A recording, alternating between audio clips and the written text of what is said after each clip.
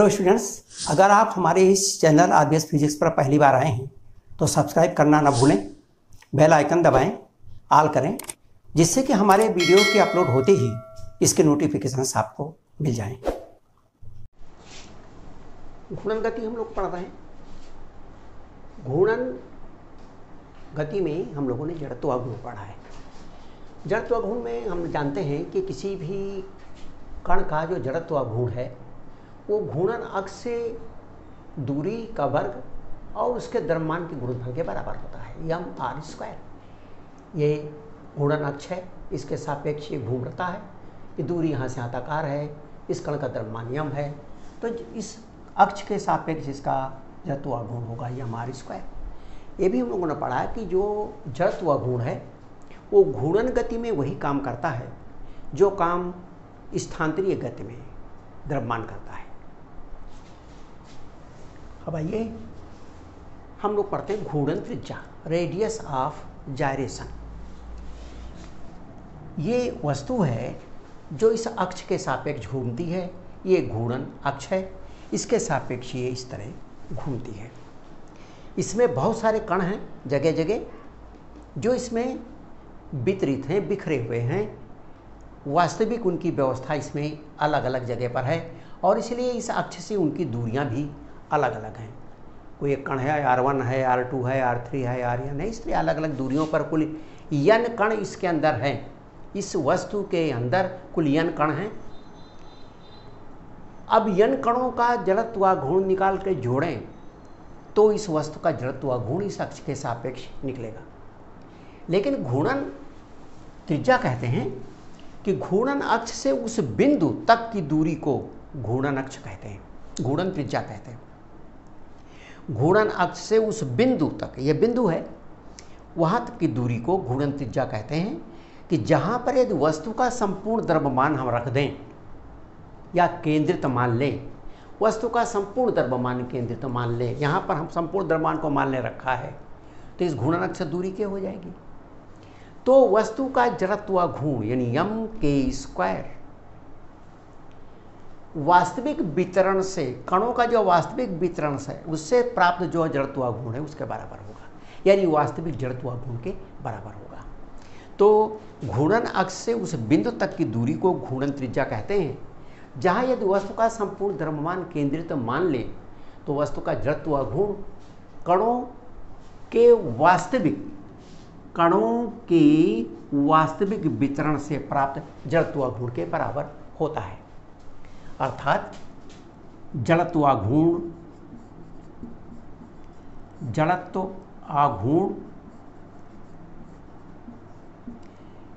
आई, यहाँ पर हमने संपूर्ण द्रव्यमान को केंद्रित माना है, घूर्णन अक्ष से दूरी को हमने के माना है, इसलिए इसका जड़त्वाघूर्ण जो हमें प्राप्त होगा वो द्रव्यमान गुणे दूरी का वर्ग, I इक्वल टू यम के स्क्वायर। और इस तरह से हम यहाँ से देखते हैं कि जो घूर्णन त्रिज्या है के वो बराबर हो जाएगी I अपान I, घूर्णन त्रिज्या बराबर I अपान यम। के square equal to I upon m, इसलिए k equal to under root I upon m. हमने आपको बताया कि ये जो जड़त्वाघूर्ण है ये कणों के वास्तविक वितरण से प्राप्त जड़त्वाघूर्ण के बराबर होता है, या यम के स्क्वायर बराबर सिग्मा यम आर स्क्वायर, जहाँ sigma M are square equal to M one R1 square, M two R2 square and M n Rn square. अब यदि सभी कणों के द्रव्यमान समान हों तो यम1, यम2, यमn सभी समान हो जाएगा। यदि कणों के द्रव्यमान समान हैं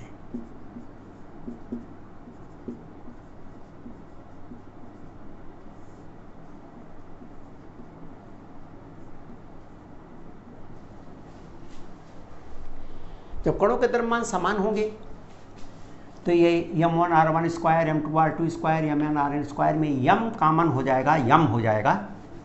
और यहाँ पर जो कैपिटल M है ये n कणों का द्रव्यमान है, इसलिए ये mn हो जाएगा। यदि कणों के द्रव्यमान समान हैं तो m1 बराबर m2 बराबर बराबर mn और बराबर m। एक तो ये हुआ, तथा कुल द्रव्यमान m बराबर mn हो जाएगा। एक कण का द्रव्यमान m और कणों की संख्या है n, इसलिए mn रख दिया इसमें। और इसीलिए m n k स्क्वायर यहाँ रखा मान, ये बराबर हो गया, यहाँ m बाहर निकला, r1 square r2 square rn square. इस m से ये m कैंसिल हो जाएगा और इसलिए k square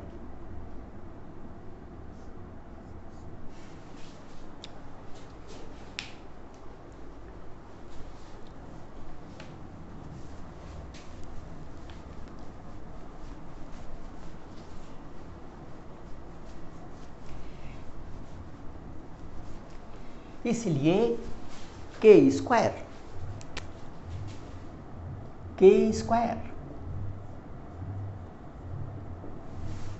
equal to r1 square r2 square rn square upon n।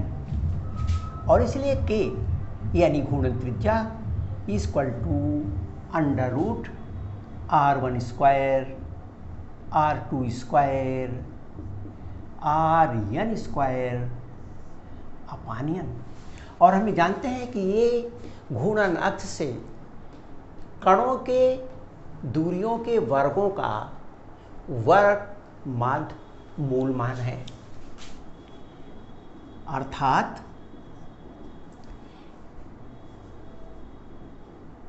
घूर्णन त्रिज्या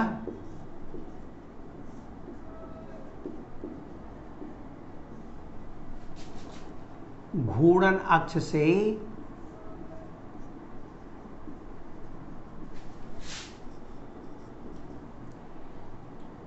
कणों की दूरियों के वर्ग माध्य मूल, वर्गमाध्य मूल जिसे हम RMS कहते हैं, रूट मीन स्क्वायर, वर्गमाध्य मूल मान के बराबर होता है।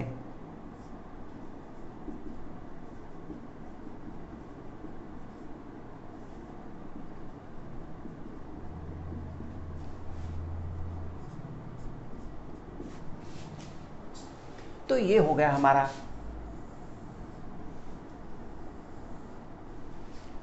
घूर्णन त्रिज्या।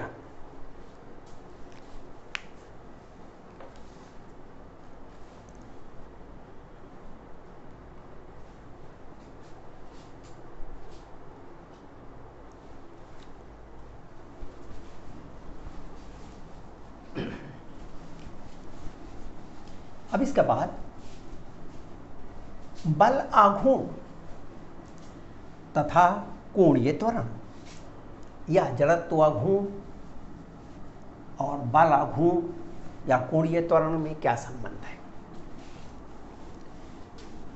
बल और बल आघूर्ण किसी भी वस्तु में स्थानांतरीय गति पैदा करने के लिए जो जिम्मेदार है उसे हम बल कहते हैं, लेकिन किसी वस्तु को घुमाने के लिए जो जिम्मेदार है उसे हम बल आघूर्ण कहते हैं। तो बल आघूर्ण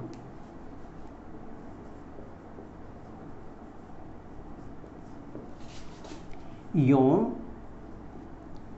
कोणीय त्वरण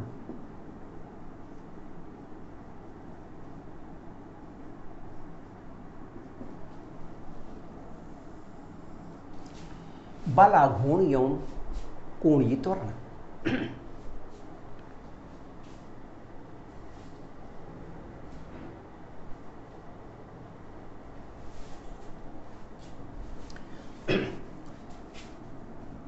कोई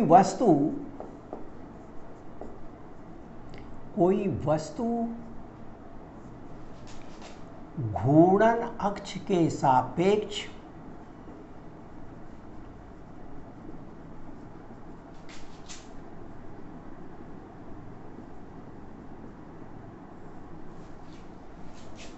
स्थिर कोणीय त्वरण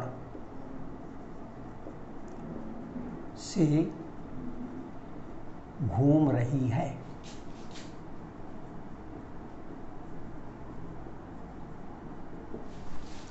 वस्तु है वो घूम रही है, उसका त्वरण स्थिर है, मान जो अल्फा है के सापेक्ष स्थिर कोणीय त्वरण। आप चाहें तो स्थिर कोणीय त्वरण अल्फा मान लेते हैं। कोणीय स्थिर त्वरण से घूम रही है। कुल यन कण हैं, वस्तु में कुल यन कण है, इसलिए यम1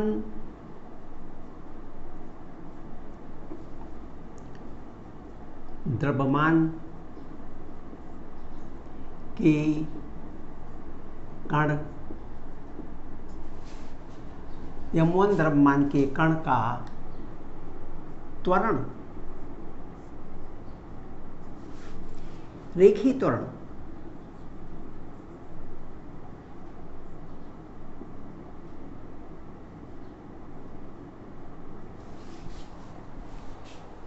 रेखीय त्वरण वो अगर एक कण को देखते हैं तो वो अक्ष के सापेक्ष घूमता भी है और अपने स्थान में भी परिवर्तन करता है, उसमें रेखीय त्वरण भी रहता है। तेवन द्रव्यमान के कण का रेखीय त्वरण इक्वल टू A1, और इसीलिए A1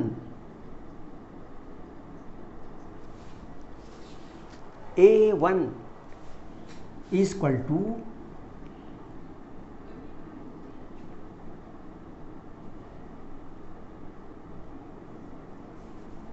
अल्फा R1। यम1 कण R1 त्रिज्या के द्रव्यमान में घूमता है और इसलिए A1 बराबर अल्फा R1। इसी प्रकार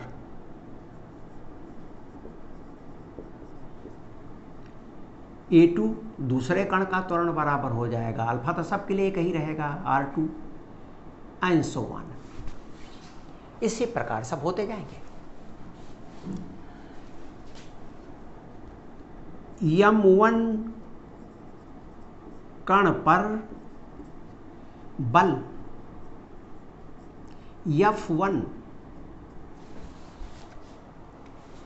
बराबर कण का द्रव्यमान गुणे रेखीय या स्थानांतरीय त्वरण,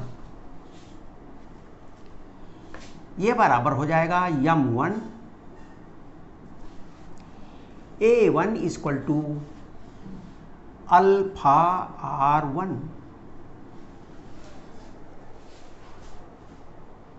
अल्फा R1, और इसीलिए यम1 कण पर बल आघूर्ण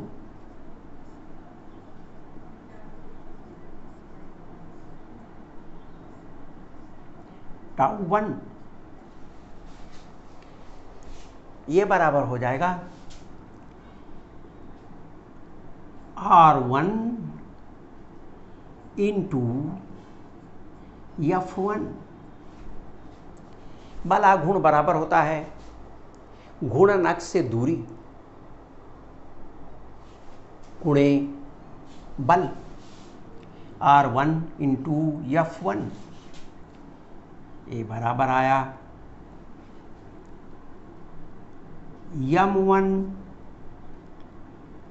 m1 alpha r1 into r1 is equal to m1 r1 square alpha. और इसलिए संपूर्ण वस्तु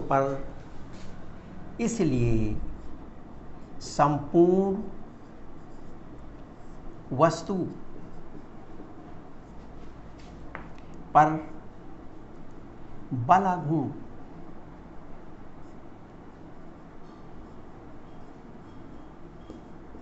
टाउ, संपूर्ण वस्तु पर बलाघूर्ण सभी कणों पर लगने वाले बलाघूर्णों के जोड़ के बराबर होगा। टाउ बराबर tau one plus tau two and tau n is equal to m1 r1 square alpha m2 r2 square alpha mn rn square alpha,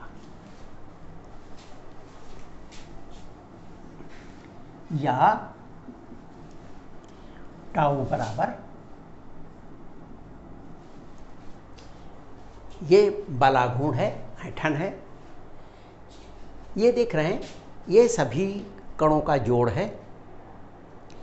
m1 r1 square, m2 r2 square, m3 r3 square, ये सारे हमारे जो हैं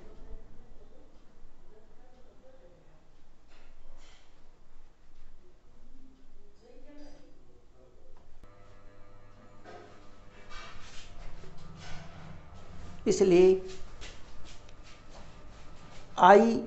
m1 r1 square, m2 r2 square, mn rn square, इसमें alpha सब जगह common है जो बाहर आ जाएगा, इसलिए ये हो जाएगा sigma m r square into alpha. Alpha बाहर निकाल लिया, m1 r1 square, m2 r2 square, mn rn square बराबर सिग्मा m r स्क्वायर, और सिग्मा m r स्क्वायर बराबर होता है उस वस्तु का जड़त्वाघूर्ण। ये जड़त्वाघूर्ण है और इसलिए बलाघूर्ण इक्वल टू जड़त्वाघूर्ण इंटू कोणीय त्वरण। यह है आपका बलाघूर्ण,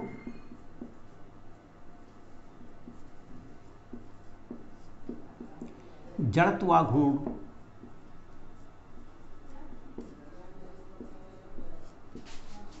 इंटू कोणीय त्वरण।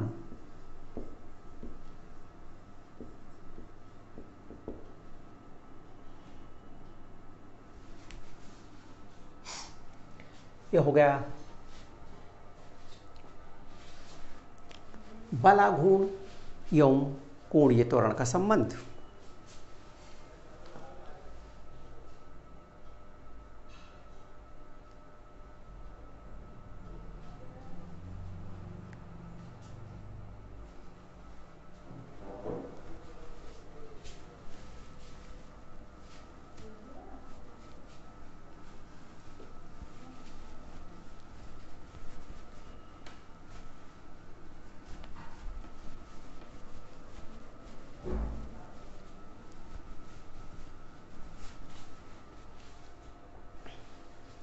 कोणीय संवेग,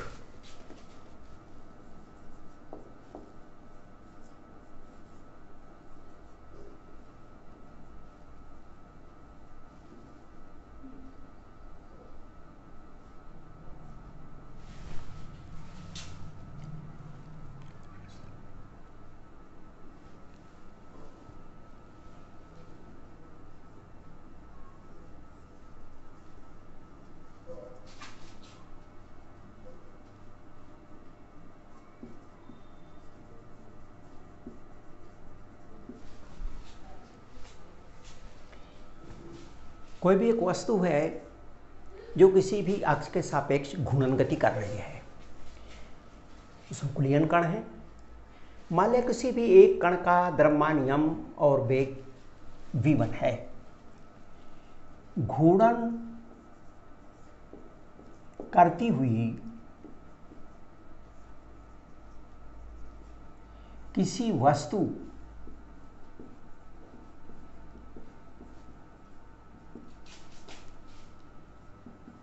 एक कण का द्रव्यमान m1 तथा स्थानांतरीय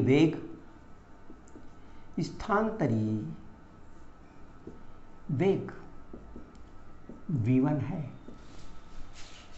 और इसलिए संवेग, स्थानांतरीय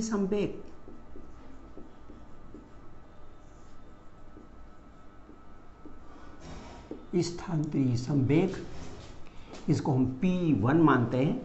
P1 ये बराबर हो जाएगा m1 v1। m1 v1 ये इसका स्थानांतरीय संवेग है। हमें निकालना है कोणीय संवेग। कोणीय संवेग किसी भी घूर्णन अक्ष के सापेक्ष स्थानांतरीय संवेग की आघूर्ण को कोणीय संवेग कहते हैं। घूर्णन अक्ष हमने मान लिया कि ये हमने कोऑर्डिनेट्स लिए, ये x है और ये y है, ये z है, ये O है, ये मूल बिंदु है। हमने मान लिया ये x y जो तल है इसमें एक कण है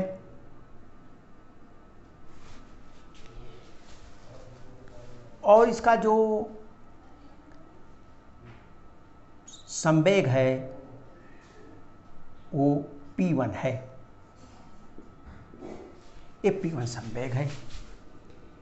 इसका जो पोजीशन वेक्टर है वो R1 है। वस्तु के एक किसी कण जिसका कि द्रव्यमान m1 है, वेग v1 है, उसका संवेग P1 है। ये इसकी दिशा है, इसके साथ थीटा कोण बनता है। अब इसके दो घटक होंगे। एक घटक इसका इस दिशा में होगा, इस दिशा में। एक घटक इसका इस दिशा में होगा। ये हो जाएगा P, इस दिशा का घटक है, ये हुआ P cos थीटा। और एक इसका इस दिशा में होगा, ये है P sin थीटा।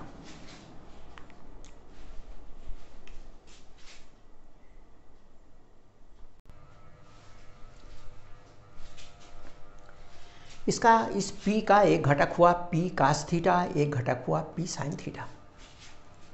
और इसलिए इसका P sin थीटा इस दूरी की जो लंबवत दूरी है, चाहे इसको इससे गुणा करें और चाहे इस पर इसके लंबवत दूरी का गुणा करें, ये इसकी लंबवत दूरी है। ये दूरी अगर लेंगे तो ये दूरी हो जाएगी R sin थीटा, ये दूरी। तो चाहे P1 into R1 sin theta करेंगे और चाहे हम इसको लंबवत घटक को ले R1 into P sin theta. इसलिए चूंकि ये इस दिशा में हम चला रहे हैं, ये वेक्टर राशि है, इसलिए जो इसका मान आएगा, आघूर्ण आएगा, कोणीय संवेग आएगा, उसकी ये दिशा होगी। कोणीय संवेग की दिशा इस दिशा में हो जाएगी ये कोणीय संवेग होगा। तो कोणीय संवेग निकालने के लिए, इसलिए कोणीय संवेग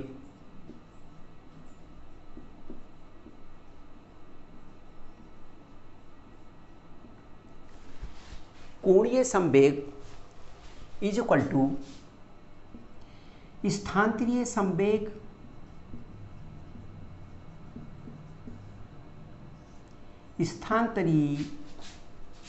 संवेग का आघूर्ण।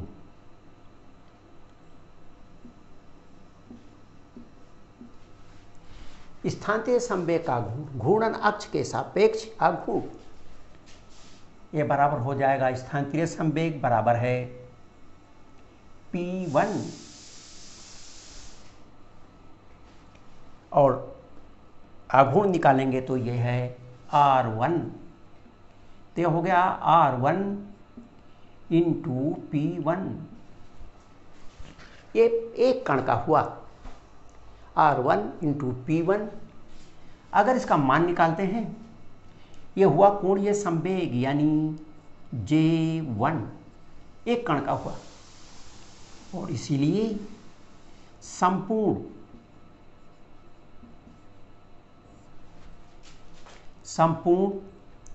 वस्तु का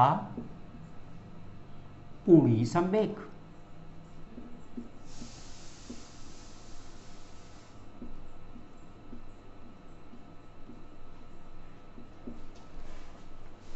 J equal to R1 P1 plus R2 P2, और ये बराबर हो जाएगा Rn Pn। अब यहां पर इसलिए J इक्वल टू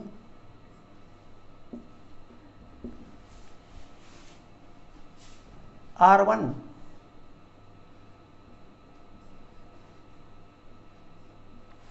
और P1 का मान रख देते हैं। P1 equal to M1 B1। M1 और V1, M1 V1 B is equal to omega R। B is equal to omega R, इसलिए B1 बराबर ओमेगा R1। ओमेगा सबके लिए एक रहेगा, R1 M1 इंटू P1 का हो गया V1, वो बराबर है ओमेगा R1। बस ऐसा ही होता जाएगा, R2 M2 ओमेगा R2, इसी तरह से Rn Mn omega Rn। Omega सबके लिए एक है। घूर्णन गति में प्रत्येक कण का कोणीय वेग समान रहता है। अब M1 R1 square M2 R2 square, ये हो गया आपका J, ये हुआ M1 R1 square,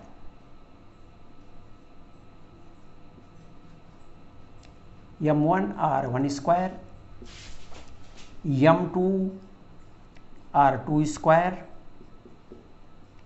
Mn Rn square into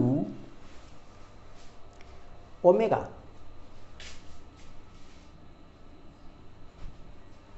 ये बराबर है I,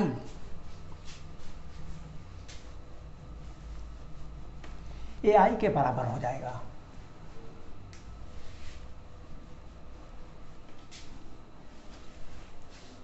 इसको आप ध्यान से देखें तो J बराबर आ गया I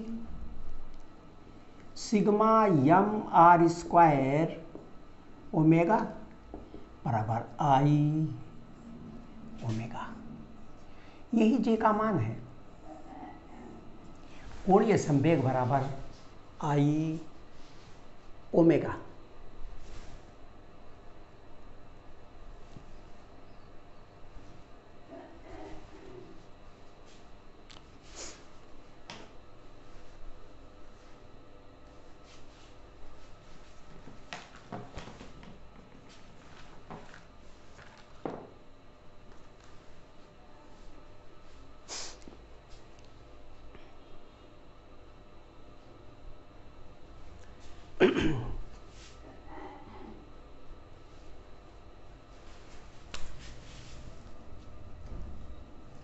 कोणीय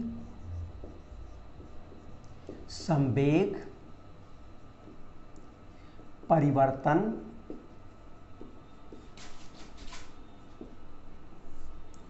की दर।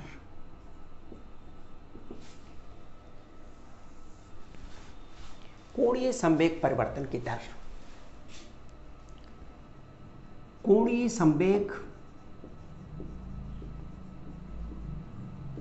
यहां देखें कोणीय संवेग J equal to I omega, और इसीलिए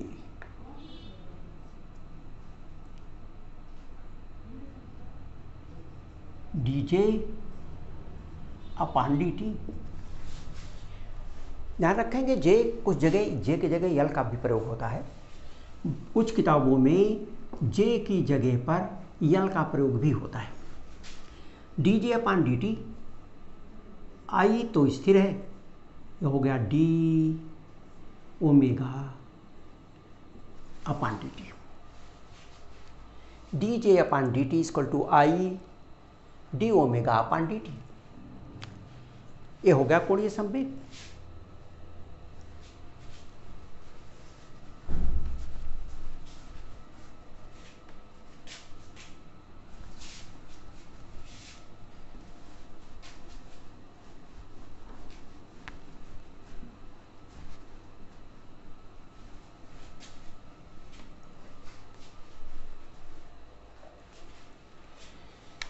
हमें पता है कि d omega upon D t is equal to alpha, ये कोणीय त्वरण है। चूंकि d omega upon D t is equal to alpha, और इसलिए d J upon D t is equal to I alpha. I alpha is equal to बल आघूर्ण, ये बल आघूर्ण है, इक्वल टू टाउ, इसलिए tau equal to d J upon D t. कोणीय संवेग परिवर्तन की दर बल आघूर्ण के बराबर होती है, और रेखीय या स्थानांतरीय संवेग परिवर्तन की दर बल के बराबर होती है। हम इस तरह भी पढ़े हैं कि D P upon D T equal to F. स्थानांतरीय संवेग परिवर्तन की दर बल के बराबर होती है, और कोणीय संवेग परिवर्तन की दर बल आघूर्ण के बराबर होती है। घूर्णन गति में कोणीय संवेग रहता है, और गति कराने वाला घूर्णन गति कराने वाला बल आघूर्ण रहता है। स्थानांतरीय गति में स्थानांतरीय संवेग रहता है, द्रव्यमान गुणे स्थानांतरीय वेग, और उसको गति कराने वाला स्थानांतरीय बल यानी बल होता है। तो ये इसी तरह का ये संबंध है, tau equal to d J upon D t. तो कोणीय संवेग परिवर्तन की दर बल आघूर्ण के बराबर होती है। कोणीय संवेग परिवर्तन की दर बल आघूर्ण के बराबर होती है।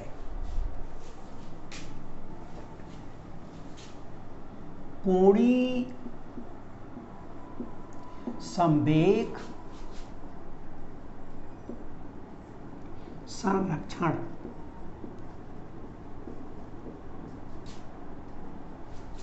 कोणीय संवेग संरक्षण कोणीय संवेग संरक्षण, angular conservation of angular momentum, कोणीय संवेग संरक्षण।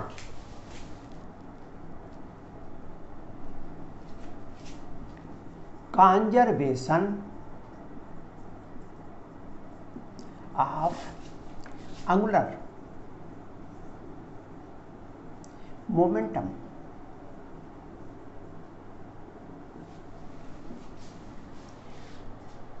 हम जानते हैं कि बल आघूर्ण बराबर dJ/dt। चूंकि बल आघूर्ण टाउ बराबर dJ/dt, यदि बाह्य बल आघूर्ण 0 हो, यदि बाह्य बल आघूर्ण अनुपस्थित हो, शून्य हो, ना लगे, यदि घूर्णन करती हुई किसी भी वस्तु पर बाह्य बल आघूर्ण न लगे, घूर्णन करती हुई किसी भी वस्तु पर बाह्य बल आघूर्ण शून्य हो, तो बाह्य बल आघूर्ण शून्य होगा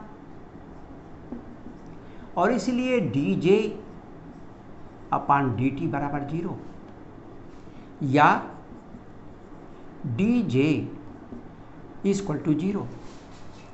संवेग में, कोणीय संवेग में कोई परिवर्तन नहीं होगा या J = कांस्टेंट, स्थिर।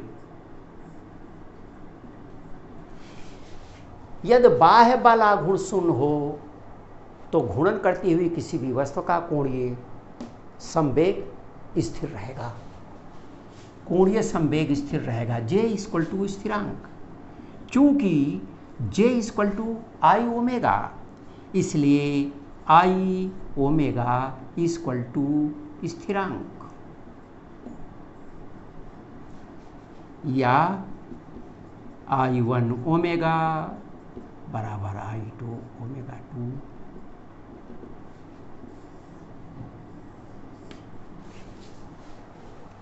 ये कोणीय संवेग संरक्षण का सिद्धांत है। कोणीय संवेग संरक्षण का सिद्धांत।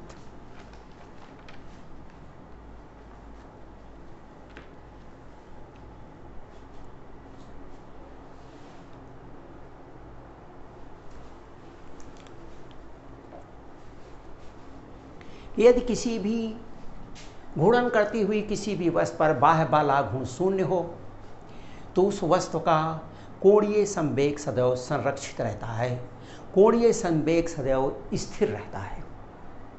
यदि घूर्णन करती हुई किसी भी वस्तु पर बाह्य बल आघूर्ण शून्य हो, कोई बल आघूर्ण कार्य न कर रहा हो, तो उसका संवेग स्थिर रहेगा, जितना है उतना ही रहेगा। उसको हम इस तरह कह सकते हैं कि I ओमेगा स्थिर रहेगा, यानी I बढ़ जाएगा तो ओमेगा घट जाएगा, I घट जाएगा तो ओमेगा बढ़ जाएगा। तो ये है हमारा कोणीय संवेग संरक्षण। हम लोगों ने ये देखा है कि जो जड़त्व आघूर्ण है वो वस्तु के द्रव्यमान और घूर्णन अक्ष से के सापेक्ष कणों के वितरण पर निर्भर करता है और इसलिए अलग अलग वस्तुओं का जड़त्व आघूर्ण अलग अलग होता है। कुछ वस्तुओं का हम जड़त्व आघूर्ण देखते हैं। जड़त्व आघूर्ण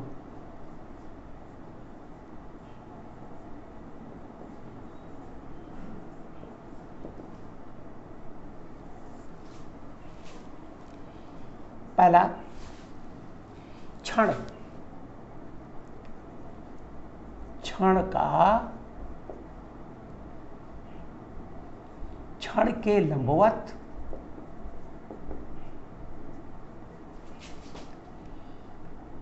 द्रव्यमान केंद्र से जाने वाले अक्ष के सापेक्ष, द्रव्यमान केंद्र से जाने वाले अक्ष के सापेक्ष आई, ये छड़ है।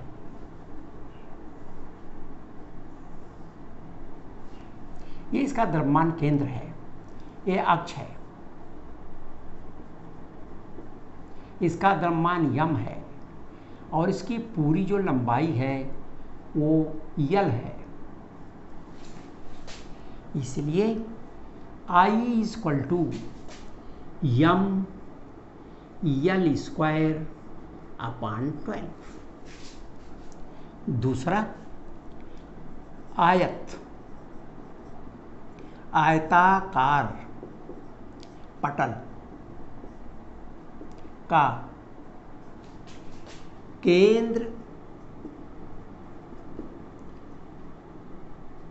से जाने वाले तल के लंबवत अक्ष, ये आपका पटल है। इसकी ये लंबाई यल है, ये चौड़ाई भी है, ये इसका केंद्र है और इसका ये अक्ष है जो इसके नीचे जा रही है, ये अक्ष है।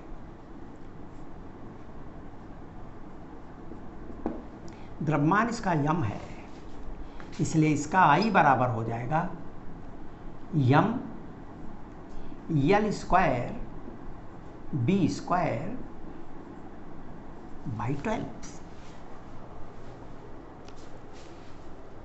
इसी प्रकार तीसरा, छल्ला, छल्ला या रिंग का, ये छल्ला है, ये केंद्र है, इसलिए I बराबर हो जाएगा यम आर स्क्वायर। चौथा, ठोस या जो पटल जिसको कहते हैं प्लेट, प्लेट का I बराबर 1/2 यम आर स्क्वायर। ये प्लेट है, ये पूरा ठोस है, इसके केंद्र के सापेक्ष निकालना है प्लेट का। बस ऐसा ही कोई ठोस गोला है, ठोस गोला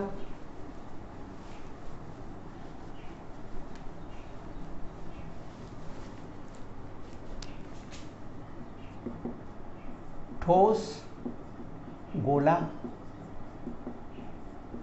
व्यास के सापेक्ष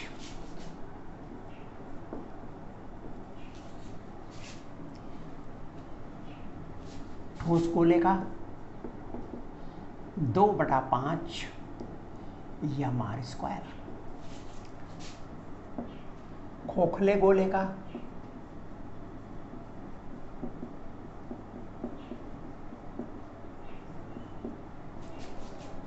I बराबर 2/3 यम आर स्क्वायर।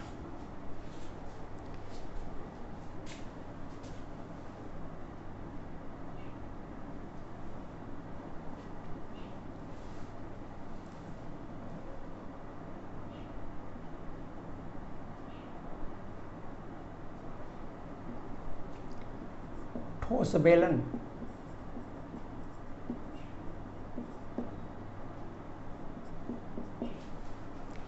ठोस बेलन का I equal to m are square बटा 2।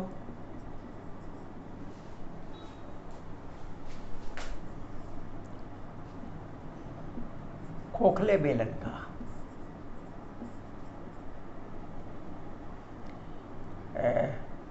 पाइप या नली का। नली इस तरह है,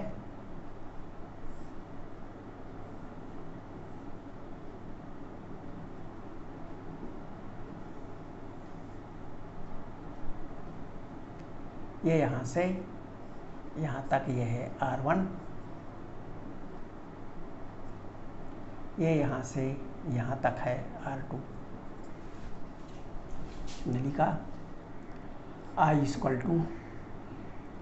m R1 square R2 square बटा 2।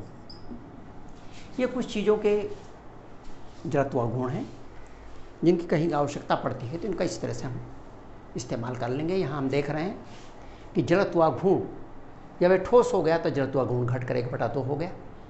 ये खोखला था तो इसमें किनारे सारा द्रव्यमान था, इसलिए इसका जड़त्व गुण बढ़ गया, दूना हो गया। तो जो भी जड़त्व गुण होता है वो कणों के वितरण पर निर्भर करता है। इसीलिए जड़त्व गुण बढ़ जाए, द्रव्यमान न बढ़े, इसके लिए साइकिल का पहिया, मोटरसाइकिल का पहिया या अन्य जितने भी वाहन हैं उनके पहियों में किनारे इसका भार ज़्यादा रहता है, द्रव्यमान ज़्यादा रहता है और बीच में खाली रहता है।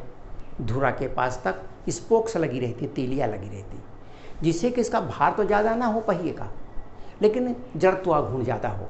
जब जड़त्व गुण ज़्यादा हो जाएगा तो एक बार जब चल देगा तो काफ़ी दूर तक बिना शक्ति लगाए भी वो वाहन चलता रहेगा। जैसे साइकिल हम चला दें, कुछ देर न चलाएं तो भी वो जड़त्व गुण के कारण चलती रहती है। बस आज इतना ही। वीडियो देखने के लिए बहुत बहुत धन्यवाद। यदि इस चैप्टर में किसी भी प्रकार का डाउट होता है तो आप हमारे कमेंट सेक्शन अथवा हमारे सोशल साइट्स पर जाकर पूछ सकते हैं, जिसका लिंक हमारे डिस्क्रिप्शन पर दिया हो।